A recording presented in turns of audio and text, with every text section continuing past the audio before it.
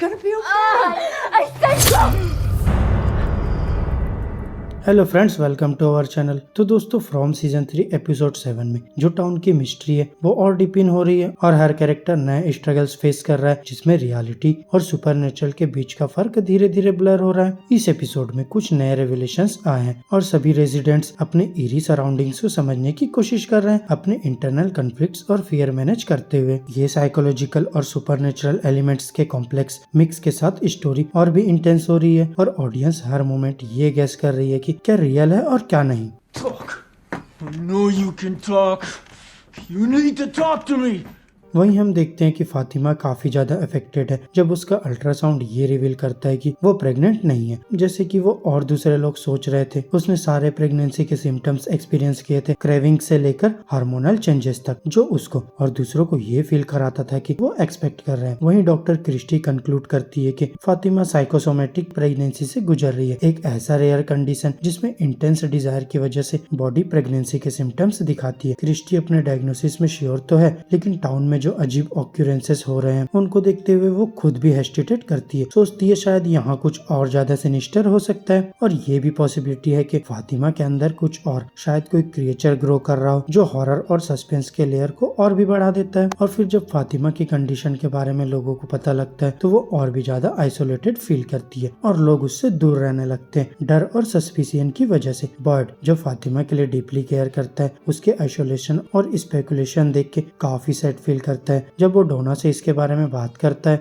तो डोना का रिस्पॉन्स उसे थोड़ा शॉक करता है। डोना कहती है कि सेफ्टी के लिए अच्छा होगा अगर एलिस और फातिमा टेम्पररी कॉलोनी हाउस छोड़ दे, ये इम्प्लाई करते हुए जो कुछ भी फातिमा को अफेक्ट कर रहा है वो शायद दूसरों के लिए भी डेंजरस हो सकता है। बॉयड ये सुन के काफी सॉरो और सिंपैथी फील करता है, क्योंकि वो समझ रहा है कि फातिमा को एक ऐसे टाइम में पुश अवे किया जा रहा है जब उसको सपोर्ट की जरूरत है। दूसरी तरफ टेबिथा अपने पुराने इरिस्टिक फिगर टोटम्स और बचपन के अनसेटलिंग ड्रीम्स में फिर से ड्रॉ फील करती है। ये नाइटमेयर्स उसको इस जगह से कनेक्ट करते हैं और उसके माइंड में फ्राइटनिंग इमेज और ड्रेड को ओवरवेलमिंग सेंस आता है। जब वो अपने हस्बैंड जिम से ये मेमोरी शेयर करती है तो जिम को लगता है कि शायद ये रैंडम ड्रीम से कुछ ज्यादा हो सकते हैं, शायद ये क्लूज है। और टेबिथा का किसी तरह से इस टाउन में आना डिस्टाइंड था, जैसे कुछ लोग थियोराइज करते हैं कि कुछ लोगों को यहाँ फेट की वजह से लाया गया है। वहीं एपिसोड के दौरान वो डिटेल्स रिकॉल करने की कोशिश करती है, लेकिन उसकी मेमोरीज उसको हिंट देते हैं कि टाउन के हॉरर्स के साथ उसका डीपर कनेक्शन हो सकता है। वहीं एल्जिन अपने स्ट्रेंज एक्सपीरियंस में पुल्ड फील कर रहा है जब उसका एक मिस्टीरियस फोटोग्राफ बिना उसकी नॉलेज के ले लिया जाता है। कैमरा जो शायद पजेस्ड लगता है उसकी फोटो लेने के बजाय टाउन के एज पर एक डिस्टेंट और अबेंडेंड शेड की फोटो ले आता है। एल्जिन इस क्लू को फॉलो करता है और शेड तक पहुंचता है जहाँ उसे कुछ एविडेंस मिलते हैं, जैसे कि किसी ने वहाँ पहले कभी रहने की कोशिश की थी। यहाँ उसका इन्वेस्टिगेशन चिलिंग टर्न लेता है जब वो शेड के अंदर एक लाइफलेस बॉडी डिस्कवर करता है। उस मोमेंट में वो एक घोस्टली फिगर देखता है और सोचता है कि शायद ये स्पिरिट उस लड़की की हो सकती है जो शेड में मरी, शायद मॉन्स्टर से बचते हुए। ये हमें और सस्पेंस में डाल देता है कि क्या ये स्पिरिट फ्रेंड है या फो, और यही टाउन में हॉरर और सस्पेंस को और डिपिन करता है। वहीं विक्टर जो थोड़ा रिकल्सिव कैरेक्टर है, पूरे एपिसोड में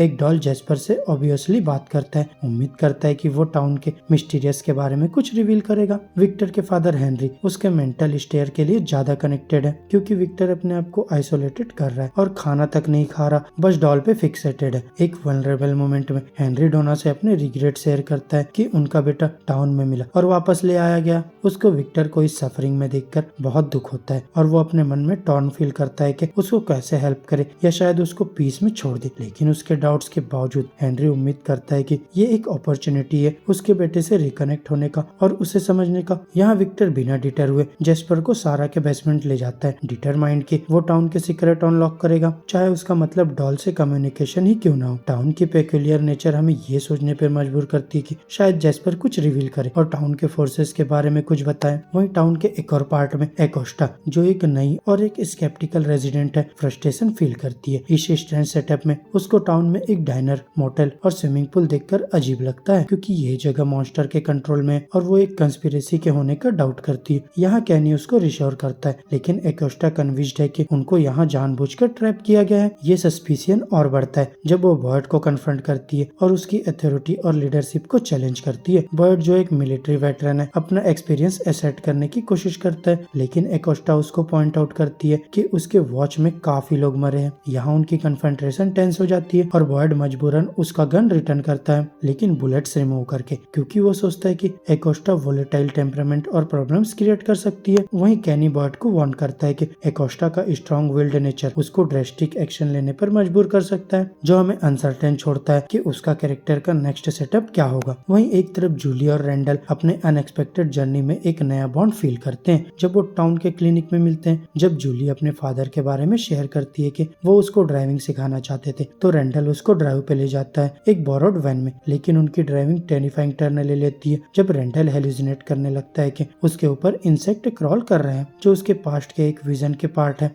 अब वो वैन से पैनिक में जंप आउट करता है और जूली जो इंसेक्ट को नहीं देख पा रही है उसके पीछे पीछे वुड्स में चली जाती है। वहाँ उन्हें कुछ क्रम्बलिंग्स आर्चेस मिलते हैं जो एक एरी एनर्जी एमिट करते हैं और वो दोनों ड्रेड से फील्ड फील करते हैं। यहाँ रैंडल इंसिस्ट करता है कि वो वहाँ से चले जाए, लेकिन जूली इंट्रिग्ड फील करती है और एक्सप्लोर करना चाहती है। ये आर्चेस वो लोकेशन रिसेंबल करते हैं जहाँ बॉयड पहले गया था और डेंजर फेस किया था, जो हिंट देता है कि जूली और रैंडल शायद सिमिलर परलियस एक्सपीरियंस फेस करने वाले हैं। वहीं ग्रीन हाउस में वापस फातिमा की कंडीशन और भी वर्जन होती है और उसका साइकोलॉजिकल स्टेट अनस्टेबल होता जा रहा है। टिली उसको विजिट करती है और कंफर्ट और इंकरेजमेंट देती है कि वो फियर को गिव अप ना करे, लेकिन यहाँ ओवरवेल्म होकर फातिमा एक मोमेंट ऑफ रेज में टिली को स्टेप कर देती है बिना रियलाइज किए। टिली जो मोर्टली वुंडेड है उसको कहती है कि वो टाउन से चली जाए और खुद को उस डार्क फोर्स से बचाए जो शायद उसके अंदर है। और फिर जैसे ही फातिमा सेंसेस में आती है वो अपने एक्शन से हॉरिफाइड फील करती है और एलिस जो इंसिडेंट विटनेस करता है एक हार्ट ब्रेकिंग डिसीजन में फंस जाता है। क्या वो अपनी वाइफ को प्रोटेक्ट करे या टाउन्स पीपल का साइड ले, जो अब उसको एक डेंजर के रूप में देखते हैं। वही एपिसोड के एंड में टाउन के रेजिडेंट्स और भी ज्यादा क्वेश्चन फेस करते हैं। क्या फातिमा एक क्रिएचर के कंट्रोल में है या उसकी कंडीशन सिर्फ साइकोलॉजिकल मैनिफेस्टेशन है टाउन के एविल इन्फ्लुएंस का। ये जो स्ट्रेंज फिगर्स, एपार्शंस और नाइटमेयर्स है, क्या ये क्लूज है या सिर्फ कैरेक्टर्स के डीप फियर्स का एक्सप्रेशन है। जैसे जैसे ये मिस्ट्रीज अनफोल्ड होती है, फ्रॉमविल के इनहेबिटेंट्स और भी टाउन के टेरिफाइंग ग्रिप में इंसेंट फील करते हैं और एंड का कोई साइन नहीं दिख रहा। एपिसोड हमें एज पे छोड़ता है, रियलिटी और फैंटेसी के बीच के बाउंड्रीज को क्वेश्चन करते हुए और ये ईगरली एंटिसिपेट करते हुए कि अगले एपिसोड में क्या होगा इस टेरिफाइंग जर्नी में। तो दोस्तों आज की हमारी इस वीडियो में बस इतना ही। अब आगे इस सीजन में और भी बहुत से इंटरेस्टिंग और एरी मोमेंट आने वाले हैं और उसका एक्सप्लेनेशन हम आपके लिए लेकर आएंगे। अब आप वीडियो को लाइक करो, चैनल को सब्सक्राइब करो और ऐसे ही मजेदार कंटेंट के लिए बेल आइकन जरूर प्रेस कर लो। अब मैं मिलूंगा आपसे नेक्स्ट वीडियो में, तब तक के लिए बाय बाय फ्रेंड्स।